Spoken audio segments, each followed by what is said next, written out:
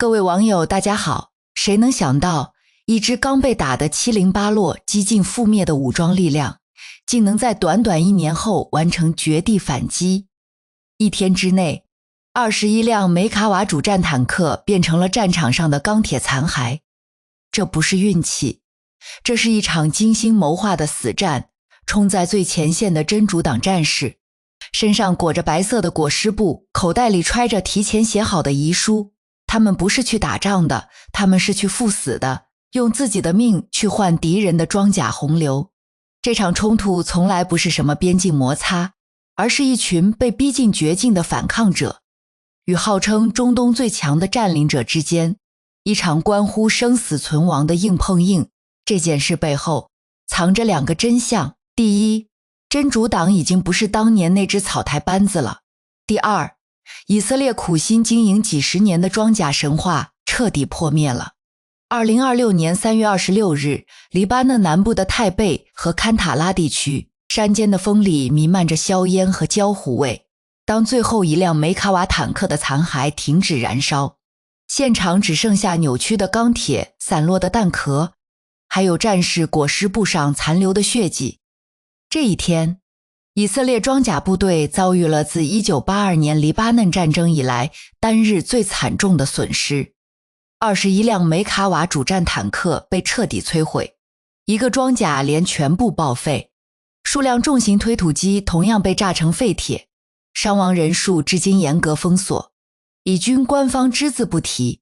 只是偶尔透露说遭遇了重大挫折。可能有人会说，不就是一场伏击战吗？有什么大惊小怪的？如果你这么想，就太小看这场战斗的分量了。梅卡瓦坦克是以色列的骄傲，号称世界上防护最好的主战坦克，每辆造价高达数百万美元，配备厚重复合装甲和主动防护系统。在加沙战场上，它曾被吹得神乎其神，仿佛刀枪不入，而真主党呢，就在1年多前还是一个被摩萨德和以色列空军联手重创、濒临覆灭的组织。时间拉回2024年9月，一场堪称现代间谍战巅峰的寻呼机爆炸事件，差点彻底终结了真主党的命运。摩萨德精心策划，在真主党内部仍在使用的老式寻呼机里植入爆炸装置，一声巨响，数千名成员被炸死炸伤，通信系统一夜之间彻底瘫痪，整个组织的神经中枢被直接切断了。紧接着9月27日，以军战机空袭贝鲁特南郊，精准命中真主党最高领袖纳斯鲁拉的藏身地。这位让以色列头疼了40年的领袖就此被定点清除。那时候全世界都觉得真主党完了，从最高领袖到核心部门负责人几乎被一锅端，基层部队群龙无首，伤亡惨重，武器装备损失殆尽，就连以色列国防部长都公开放话，说真主党将成为历史。更让人唏嘘的是，在2025年的那场12天战争中，真主党全程按兵不动，眼睁睁看着伊朗与以色列签下停火协议。外界嘲笑他们是不敢亮剑的懦夫，说他们已经彻底失去了反抗的勇气。可问题来了，仅仅过了1年，为什么这支濒临覆灭的武装能突然爆发出如此恐怖的战斗力？为什么那些曾经被按在地上摩擦的战士敢裹着裹尸布冲上前线，1天之内干翻21辆梅卡瓦？答案只有一个，这是真主党卧薪尝胆1年多后精心策划的复仇，更是一场为自己拼出一条生路的死战。而这一切背后离不开2个人，一支部队。还有一个不得不面对的生存真相，第一个关键人物是卡西姆，纳斯鲁拉那个低调了10几年的副手。2024年10月2日，就在纳斯鲁拉被刺杀仅仅5天后，卡西姆火线接任真主党领袖。所有人都以为他会立刻喊出复仇口号，集结残余力量跟以色列硬拼。但卡西姆做了一个让所有人意外的决定，蛰伏。他没有发动任何报复性袭击，反而下令解散所有暴露的据点，将被打散的部队化整为零，重新收拢到黎巴嫩南部的山区和地道中，他做的第一件事是建立一个名为行动式的临时指挥机构。这个机构不像传统的指挥中心，更像一个分布式服务器，没有固定的办公地点，也没有单一的核心指挥官。哪怕被以军斩首几次，整个指挥系统也不会彻底瘫痪。更关键的是，卡西姆花了整整1年时间重建了真主党的指挥链，而且是一套打不死的指挥链。据熟悉真主党军事活动的消息人士透露，现在真主党的每一名指挥官都配备了4名副手，各司其职，相互备份。哪怕主指挥官被以军定点清除，4名副手能立刻顶上去，确保指挥不中断，行动不脱节。这种架构彻底破解了以色列的斩首战术。过去以军只要干掉核心指挥官，就能让真主党部队群龙无首，而现在干掉一个，还有4个等着接替。如果说卡西姆是真主党的大脑，那么拉德万特种部队就是真主党的尖刀，是这场伏击战的绝对主力。很多人不知道，这支被称为精锐中的精锐的部队，早在叙利亚内战中就已经名声大噪。据兵器知识杂志报道，拉德万旅主要由黎巴嫩什叶派敢死队员组成，长期与叙利亚政府军第4装甲师协同行动，积累了丰富的城市作战、山地作战和反装甲作战经验，战力远超真主党常规部队。这支规模约5000人的特种部队，成员全部经过伊朗革命卫队的专业训练，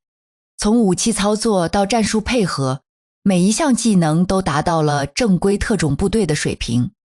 在2024年到2025年期间，以军多次空袭真主党据点，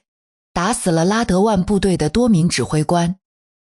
但这支部队的营连级指挥体系始终保持完整，没有因指挥官的牺牲而溃散。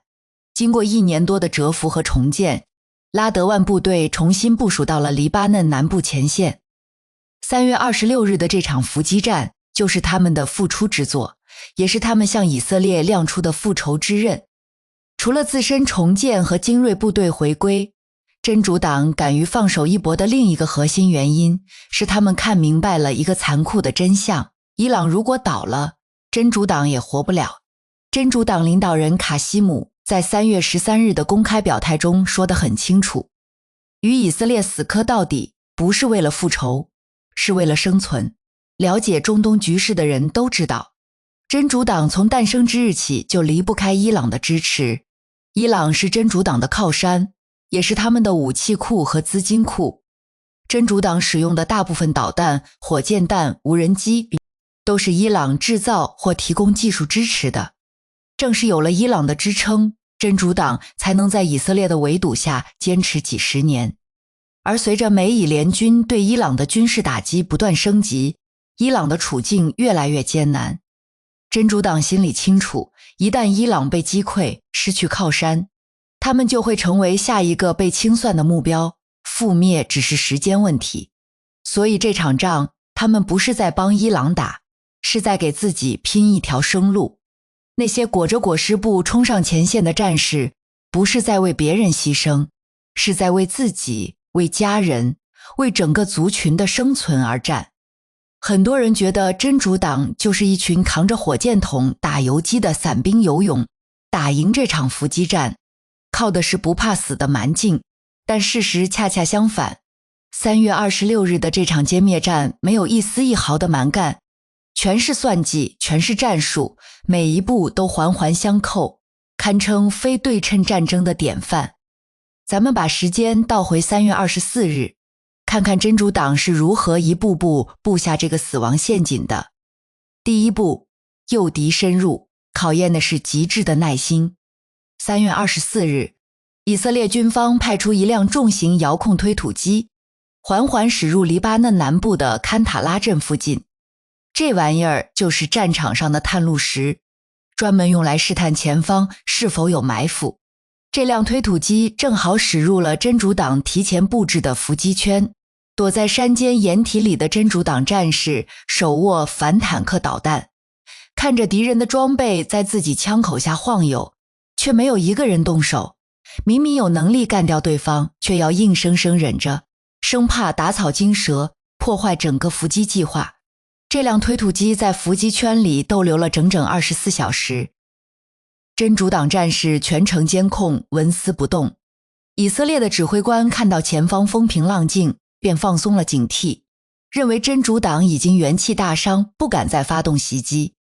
第二天傍晚，他们放心大胆地下令，让第36师第7旅的装甲连向堪塔拉镇推进，准备彻底控制这片区域。他们不知道这一推进就再也没有机会回头了，一步步走进了真主党精心布置的口袋阵。第二步，利用地形精准伏击，打得以军措手不及。黎巴嫩南部多山地多沟壑，地形复杂，真主党在这片土地上经营了几十年，哪条路是必经之路，哪个山头适合隐蔽，哪片谷地是天然的坦克坟场，他们比以色列士兵还要清楚。在以军装甲连推进的必经之路上，真主党提前埋设了大量专门针对坦克履带设计的反坦克地雷，一旦触发就能瞬间炸断履带，让坦克失去机动能力，变成待宰的羔羊。他们在两侧山头上隐蔽部署了大量反坦克导弹和火箭炮，每一个火力点都经过精准测算，确保能覆盖以军装甲连的整个行进路线。当21辆梅卡瓦坦克全部钻进口袋阵，当最后一辆坦克进入射程范围，真主党指挥官一声令下，这场精心策划的伏击战正式打响。两侧山头上反坦克导弹呼啸而出，精准命中前排4辆梅卡瓦坦克，瞬间燃起熊熊大火，坦克内的士兵来不及反应，便被大火吞噬。后续的以军士兵立刻释放烟雾弹，想趁机突围，却发现口袋阵的出口已被彻底封锁，后路被切断，左右两侧是陡峭的山地，根本无法通行，只能被动挨打。真主党使用的武器更让以军防不胜防，他们动用了伊朗制造的钻石光纤制导反坦克导弹。这款导弹仿制自以色列的长钉反坦克导弹，弹长1100毫米，弹径130毫米，重量只有11月5日公斤，单兵就能携带，射程能达到4公里，采用串联战斗部，破甲深度能达到600毫米，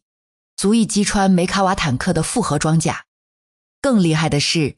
它具备发射后不管和人在回路中的双重模式，发射后可以不用管，导弹自己能锁定目标，也可以由士兵手动操控调整攻击角度，精准打击坦克最薄弱的顶部装甲。更要命的是，真主党的热成像设备还配备了人工智能识别功能，能够自动识别以军装甲车辆，区分坦克。推土机和步兵不会误击，也不会放过任何一个目标。一辆梅卡瓦坦克造价高达数百万美元，而一枚钻石导弹成本只有几万美元。这相当于用几万美元的成本去摧毁数百万美元的装备。据媒体报道，这场伏击战中，真主党利用导弹、无人机和遥控爆炸装置协同作战，精准绕过梅卡瓦坦克的防护，重点专攻炮塔与车体连接处以及侧面装甲，导致多辆坦克迅速起火并失去机动能力。第三步，围点打援。这是这场战斗最精彩也最残忍的一步。熟悉战争的人都知道，伏击战的关键不仅是围歼被伏击的部队，更要阻止援军到来，否则一旦援军赶到，被围的部队就能突围，伏击战就会功亏一篑。真主党早就想到了这一点，提前做好了应对援军的准备。这场战斗发生在山区城镇，地形狭窄，真主党战士与以军士兵近距离交火，双方交织在一起，距离极近。这种情况下，以色列空军根本不敢贸然出动战机进行空袭，一旦投弹很可能误炸自己人，所以哪怕被围的装甲连陷入绝境，以色列空军也只能在远处盘旋，束手无策。真主党一边抽调一部分兵力与被围的以军展开混战，死死缠住对方，不让他们突围，一边分兵多路。在援军必经的路上布置了新的伏击圈。当以色列的救援部队急匆匆赶来，正好走进了真主党的伏击圈，迎接他们的是密集的导弹和火箭弹袭击。以军救援部队几次冲锋都被打了回去，伤亡惨重，根本无法靠近被围的装甲连。后方的指挥官知道再冲下去救援部队也会被全部歼灭，只能无奈下令放弃被包围的士兵，让援军撤退。那些被围的以军士兵最终要么被歼灭，要么被迫投降，整支装甲连被彻底打废。据军事观察网站报道，3月26日这一天，真主党在泰贝和堪塔拉地区的伏击中，一共摧毁了21辆梅卡瓦主战坦克，另有数辆推土机被毁，以军伤亡人数超过100人。这是以军装甲部队自1982年黎巴嫩战争以来单日损失最惨重的一次，就连美国防务新闻都不得不承认，这场仗打得以色列人抬不起头，也彻底打破了梅卡瓦坦克不可摧毁的神话。真主党能打赢这场伏击战，除了自身的战术和勇气，还有另一个原因。这场胜利一半是真主党争气，另一半是以色列自己拉垮。以军已不是当年那支所向披靡的精锐了，而是一支兵临崩溃、内忧外患的疲惫之师。就在这场伏击战发生前几天，以军总参谋长在安全内阁会议上发出警告，说以军多线作战已经处于内部崩溃的边缘。这句话不是吓唬人的，而是以色列军队当前的真实写照。首先是兵力缺口，已经到了难以支撑的地步。据以军发言人透露，目前以军面临的兵力缺口约为15000人，其中战斗人员短缺7000到8000人，很多前线部队编制不满员，甚至出现了一个士兵要干2个人活的情况。自2023年10月新一轮巴以冲突爆发以来，以色列已经征召了数十万预备役人员，不少人被反复征召，已经进入了第6轮甚至第7轮服役。冲突初期，预备役士兵的报到率高达 120%， 很多人主动请缨奔赴前线。但随着战争持续，伤亡人数不断增加，士兵们长期疲劳作战，没有足够的休息时间，越来越多的人开始拒绝报到，预备役报到率暴跌到不足 50%。 据以色列国家安全研究所的数据显示，长期疲劳作战导致以军士兵的创伤后应激障碍病例激增 40%， 很多士兵出现精神崩溃、抑郁、自杀倾向。常规部队的战斗力已经被内部评估为完全崩溃。更要命的是，以色列内部的兵役制度内讧让兵力问题雪上加霜。极端正统派犹太人占以色列适龄人口的近1/4，但他们长期不服兵役，一直享受着兵役豁免权。以色列最高法院在2024年裁定取消这一豁免权，要求他们必须服兵役，补充兵力缺口。但内塔尼亚胡政府为了保住执政联盟，硬是搁置了强制征兵的法案，不敢得罪极端正统派势力。一边是前线士兵在浴血奋战不断牺牲，一边是后方的极端正统派拒绝服兵役，政府却束手无策，甚至还在为政治利益扯皮。以色列反对党领袖直接在电视上公开指责内塔尼亚胡政府，说以军在多个方向同时推进军事行动，导致兵力吃紧，是在把国家推向安全灾难。政府甚至把伤员直接抛弃在战场上，这是对士兵的背叛，是对国家的不负责任。其次是装备消耗，已经到了捉襟见肘的地步。伊朗现在对付以色列，玩的是一套低成本无人机、诱敌加高端导弹饱和打击的战术，每天能向以色列发动10轮以上的导弹和无人机攻击。而以色列引以为傲的铁穹反导系统，虽然拦截能力很强，却有一个致命的缺点，成本太高。据新华社报道，铁穹反导系统每一枚拦截弹的成本高达400万美元，而伊朗发射的导弹成本只有几十万美元。消费比达到了惊人的1:8，长期这样打下去，就算以色列再富有，也扛不住这样的消耗。据军事专家测算，目前以军的防空导弹库存仅能支撑约10天的高强度防空作战。如果伊朗持续发动饱和打击，以军的反导系统很快就会陷入无弹可发的困境。而梅卡瓦坦克的损失更是让以军雪上加霜。21辆坦克相当于以军一个装甲营近2/3的编制，想要补充这些损失，不仅需要大量资金，还需要时间，而战争根本不给他们时间。值得注意的是，以色列现在面临的不仅仅是黎巴嫩南部的真主党，而是多线作战的困境。据媒体报道，目前以色列在加沙地带、约旦河西岸、伊朗、黎巴嫩、叙利亚、伊拉克以及也门共7条战线面临威胁，陷入了7线作战的泥潭。每一条战线都需要投入大量的兵力和装备，这对于已经兵力短缺、装备告急的以军来说，无疑是雪上加霜。把镜头再拉远一点，跳出黎巴嫩南部的伏击战，就会发现3月26日的这场胜利从来不是一场孤立的战斗，而是整个中东反美以力量联合反击的一个缩影，是一盘大棋中的一个关键棋子。真主党不是孤军奋战，他们的背后有伊朗的支撑，有也门胡塞武装、伊拉克什叶派民兵的配合，形成了一张遍布中东的反美夷网络，把美以联军拖进了处处是战场。时时受袭击的泥潭，3月28日，也就是真主党伏击战结束后的第2天，也门胡塞武装正式宣布加入战争，向以色列南部发射了一枚弹道导弹。据央视新闻报道，这是胡塞武装在本次战争中首次对以色列本土发动直接军事打击，精准命中以色列南部城市埃拉特的一处军事设施，给以色列造成了不小的损失。总台军事观察员表示，胡塞武装作为伊朗盟友中综合军事实力最强的一支，这次发射导弹不仅是对以色列的警告，更是向外界表明他们将与伊朗并肩作战。如果美已继续升级战事，胡塞武装将在红海区域展开更大规模的行动，